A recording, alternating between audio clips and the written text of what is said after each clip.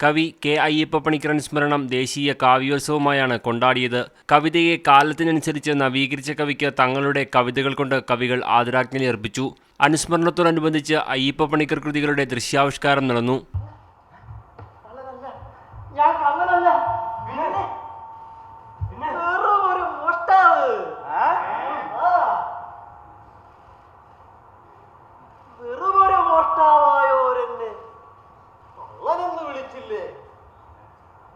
കള്ളനെന്ന് വിളിച്ചില്ലേ?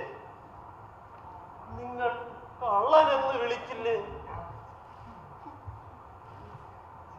വെറുമൊരു മോഷ്ടാവായോരെന്നെ കള്ളനെന്ന് വിളിച്ചില്ലേ?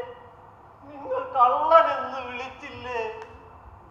അനുസ്മരണത്തിന്റെ ഭാഗമായി കവിതാ വായനയും കവിയരങ്ങും നടന്നു.